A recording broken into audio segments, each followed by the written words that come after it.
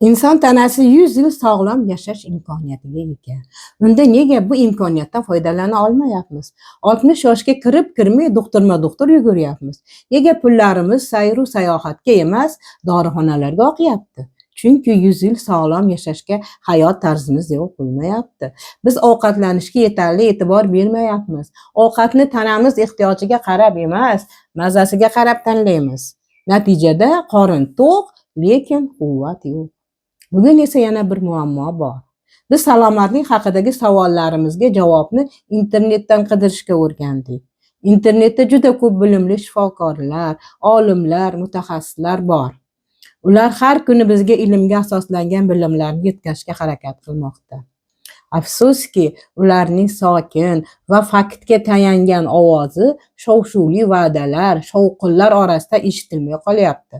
Internetda rost va yolg'on aralashib ketdi. Kimdir sehrli o'tlarni tavsiya qiladi. Kimdir kallagin iching va 10 yilga yosharing desa, boshqasi yo'q, kallagin ichmang, faqat suyak sho'rva iching deydi. Kim haq? Yoki mana bunga gapni eshitganmisizlar? Yashil olmaga, ko'k olmaga zanglagan mix tiqib temir olish mumkin emish. Lekin bunga biz stop deymiz. Temirni tanamiz bu holatda o'zlashtira olmaydi zanglagan mixdan. Yog'lar haqida ham har xil fikrlar bor. Kimdir kunga boqar yog'ini zahar deydi. Zaytun yog'ini mo'jiza deydi. Kimdir esa faqat qo'y yog'i yeb yashash kerak deydi. Xo'sh, haqiqat qayerda? Haqiqat shundaki, tanaga ham hayvon yog'i, ham o'simlik yog'lari kerak. Ozish haqida va'dalar yanada ko'proq. 7 kunda qorin yo'qoladi, 1 oyda 10 kilogramm tashlaysiz, kuniga 1 kilogramm yog' eritaman. Kimdir uyquni ayblaydi, kimdir gormonni ayblaydi, kimdir esa sehrli mahsulot taklif qiladi. Bu mahsulot barcha dardga davo, shifokorlar sizdan yashirgan sirlar. Bunday gaplar ilmdan ko'ra tez tarqalyapti.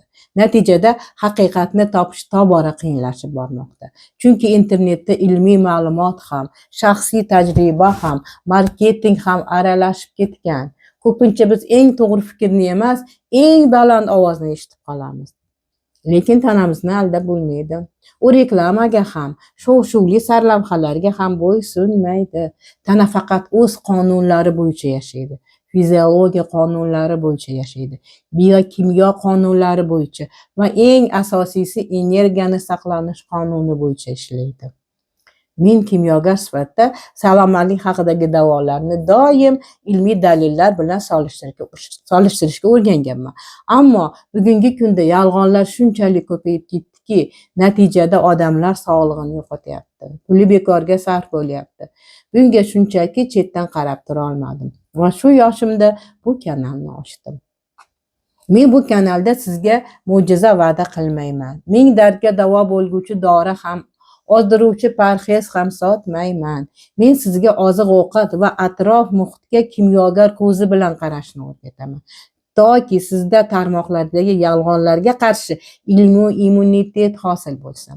Biz bu kanalda ilmdan uzoq quruq gaplarga emas, tanamiz tiliga quloq solishni o'rganamiz. Chunki tana avval pichirlaydi. Charchoq, bosh aylanishi, quvvat yo'qligi bu pichirlashi. Keyin yana qattiqroq gapiradi. Soch to'kilishi, tirnoq sinishi, sovuqqa chidamsizlik bu ovozini biroz ko'targani. Agar biz e'tibor bermasak, keyin u kasalxonada qichqiradi. To'g'ri, biz qarishni to'xtata olmaymiz, lekin tanamizga kerakli xom ashyoni berib, qarishni sekinlashtirishimiz va umrimizning oxirigacha birovga muhtoj bo'lmay sog'lom yashashimiz mumkin. Buning uchun biz tanamiz tilini o'rganishimiz kerak. Sizni hozir tanangizning qaysi pichirlashi xavotirga solyapti? Izohlarda yozing. Sababini tahlil qilamiz.